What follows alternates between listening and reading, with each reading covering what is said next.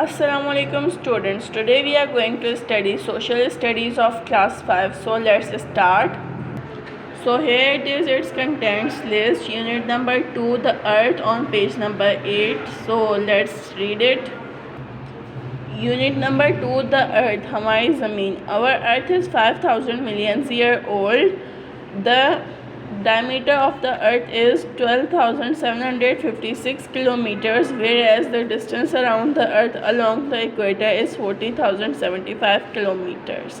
हमारी जो ज़मीन है वो 5,000 साल पुरानी है और हमारा जो डायमीटर है अर्थ का वो है 12,756 किलोमीटर्स, जबकि इक्वेटर के साथ है 40,075 किलोमीटर्स.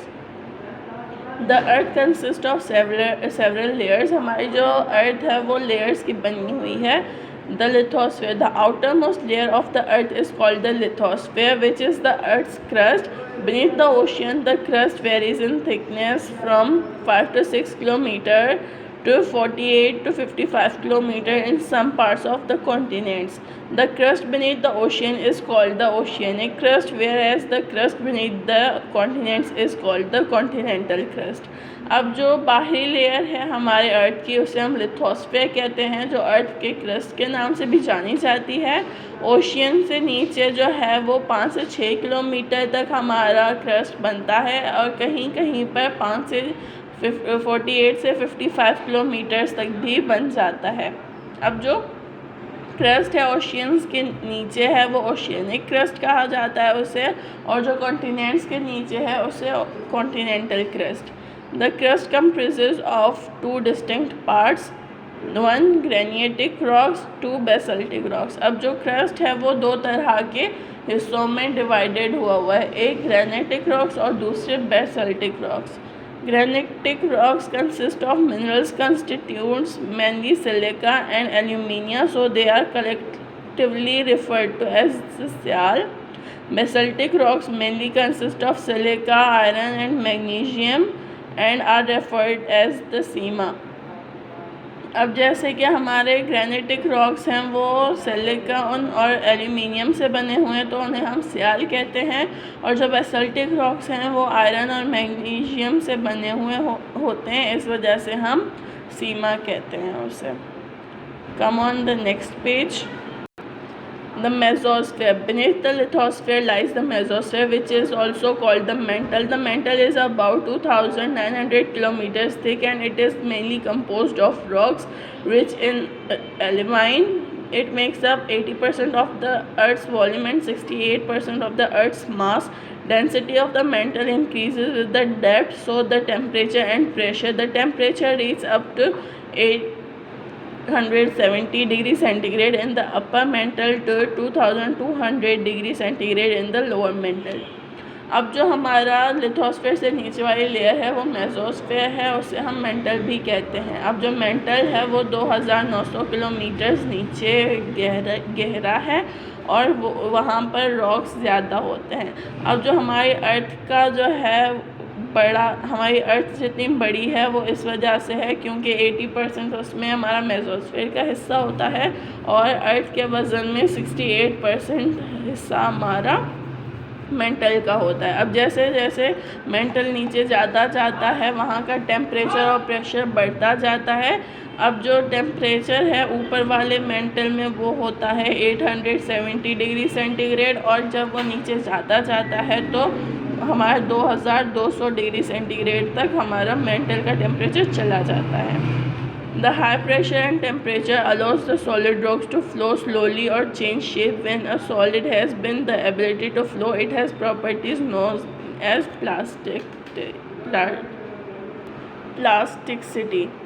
तो हमारा जो टेम्परेचर है और प्रेशर है हमारे वहाँ का, तो वो हमारे सॉलिड रॉक्स जो होते हैं उन्हें इधर उधर जाने की और अपना शेप चेंज करने की परमिशन दे देते हैं. तो हमारा जो सॉलिड है वो जब चेंज करता है तो उस एबिलिटी को हम कहते हैं plasticity. The barosphere, the third and the innermost layer, is called barosphere, that is also known as core. Scientists know very little about the core. Its radius is about 3,500 kilometers. It is mainly composed of iron and nickel. It is also referred as the knife.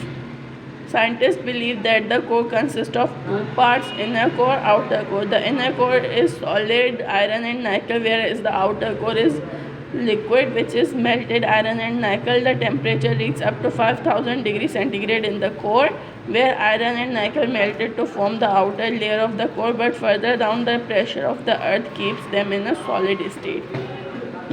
अब हमारी जो तीसरी और सबसे last वाली layer है वो है बैरोस्फीयर, जिसे हम कोर भी कहते हैं। साइंटिस्ट इसके बारे में बहुत कम जानते हैं, पर इसका जो रेडियस है वो 3,500 किलोमीटर्स है और ये आयरन और नाइकल से बना हुआ है।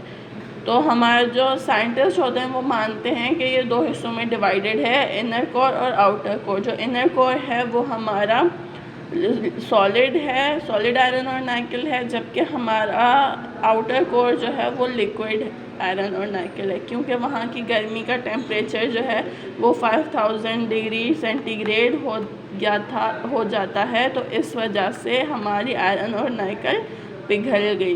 पर जैसे ही ऊपर मतलब उसका प्रेशर बनता है, तो इसलिए नीचे वाली जो हमारा इनर कोर है वो सॉलिड स्टेट में ही है। Turn the page, students. Seismic waves. The scientists have come to know about what lies beneath the earth by studying earthquakes.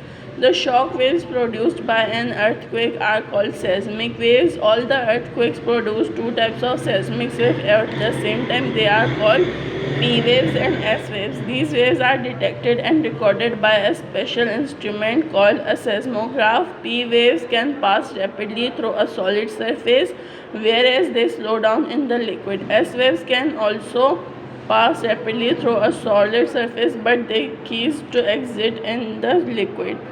अब हमारे जैसे साइंटिस्ट हैं उन्हें ये पता चल गया है कि अर्थ के नीचे क्या है अर्थक्वेक्स के बारे में पढ़ने के बाद।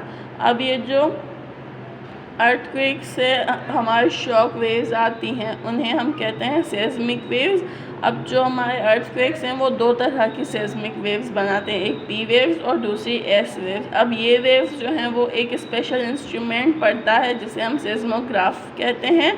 अब जो पी वेव्स होती हैं वो सॉलिड सरफेस से तेज़ी से चले जाती हैं और लिक्विड में थोड़ी सी आहिस्ता हो जाती हैं, पर जबकि हमारी एस वेव्स होती हैं वो सॉलिड सरफेस तो अच्छे से चले जाती हैं पर वो लिक्विड सरफेस में सही से ट्रैवल नहीं कर पाती। कम on next page students. Longitudes and latitudes. Longitudes and latitudes are imaginary lines running across the earth. They help us in finding the location of a person or place on the earth. अब ये longitudes और latitudes जो हैं वो imaginary lines होती हैं जो पूरे अर्थ में घूम रही होती हैं, वो हमें किसी जगह या किसी इंसान को ढूंढने में हेल्प करती हैं। Longitudes. There are 360 lines of longitudes running around the earth from the north pole to the south pole. The lines of longitudes are called meridians. The prime meridians represent 0, which passes through Greenwich, England. The measurement of longitude is in degree from the prime meridians toward the east or west. Longitudes have positive values going east and negative values going west. For example, 65 degree west and 45 degrees east are minus 65 degrees and plus 45 degrees. अब जो हमारे longitudes हैं ये 360 lines हैं जो हमारे मतलब सीधे होती हैं, पूरे अर्थ में होती हैं ये, और जो है ये साउथ पोल से नॉर्थ पोल जाती हैं। अब ये लाइंस जो हैं इन्हें हम मेरिडियंस कहते हैं। अब जो प्राइम मेरिडियन होता है वो 0 को रिप्रेजेंट करता है जो कि ग्रीनविच इंग्लैंड से जाता है। अब जो मेजरमेंट होती है लॉन्गिट्यूड्स की वो डिग्रीज़ में होती है प्राइम मेरिडियन से ईस्ट या फिर वेस्ट। अब जैसे कि लॉन्गिट्यूड्स जो वेस्ट जा रहे होते हैं वो नेगेटिव वैल्यूज़ के होते हैं और जो ईस्ट जा रहे होते हैं उनकी पॉजिटिव वैल्यू होती है। जैसे कि ये लिखा हुआ है 65 डिग्रीज़ वेस्ट और 45 डिग्रीज़ ईस्ट, तो माइनस 65 डिग्रीज़ और plus 45 degrees. Latitudes. There are 180 lines of latitudes. They run across the earth parallel to equator. The equator acts as the standing point of the latitude. It represents 0. The value of latitudes are positive towards the north of the equator and negative to the south of the equator. For example, 65 degrees north and 45 degrees south are plus 65 degrees and minus 45 degrees. अब जैसे कि हमारी latitudes हैं वो imaginary lines हैं जो 180 हैं, वो पूरे अर्थ में इक्वेटर के साथ घूम रही होती हैं। इक्वेटर से उनका स्टार्टिंग पॉइंट स्टार्ट होता है और वो ज़ीरो को रिप्रेजेंट करते हैं।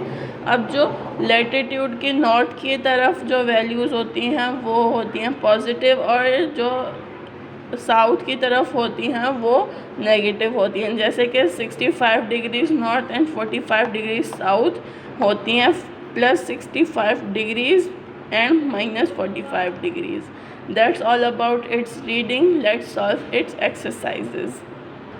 पहले हम क्वेश्चन आंसर सॉल्व करेंगे। So question number 1 is right a short note on longitudes and latitudes. ये हमारा पूरा आंसर आएगा यहाँ से लेकर यहाँ तक। Question number 2 is what are P waves and S waves. ये भी हमारा पूरा आएगा यहाँ से यहाँ तक। Question number 3 is what is the earth's crust compressed of. Answer यहाँ से यहाँ तक लिखेंगे, हम ज़्यादा नहीं लिखेंगे। Question number 4 give basic information about our earth. यहाँ से इसका आंसर यहाँ तक लिखेंगे हम, इसमें कोई कटिंग नहीं होगी, ये आंसर पूरा आएगा। क्वेश्चन नंबर 5 में हमारी कटिंग होगी। Write a note on the core of the earth. So answer is the, यहाँ से स्टार्ट करेंगे। The third and the innermost layer is called barysphere that is also known as core. पहले यहाँ तक लिखेंगे फिर यहाँ से स्टार्ट करेंगे। Its radius is about 3500 kilometres. It is mainly composed of iron and nickel. यहाँ तक लिख कर फिर यहाँ से स्टार्ट करेंगे दोबारा। Scientist believe that the core consist of 2 parts, inner core outer core. यहाँ तक लिखेंगे।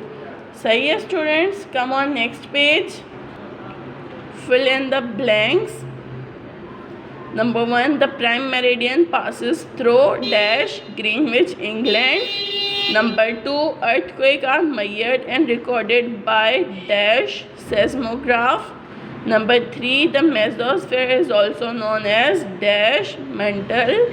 Number 4, the oceanic crust is dash kilometers thick, 5 to 6 kilometers. Number 5, the outer core is in dash form, liquid form. Number B, tick the correct statement and cross the false statement. हमें सही को टिक करना है और wrong statement को cross करना है। Number 1, the temperature of the mantle reached 5000 degrees centigrade. False. Number 2, P waves cannot pass through liquids. False. Number 3, the diameter of the earth is 40,075 kilometers. False. Number 4, the inner core is solid because of the pressure. True. Number 5, the prime meridians represent 0. True. So that ये हमारी जो C है ये हम skip कर देंगे. So that's all about this exercise and its reading. We will see you soon in our next video. Thank you.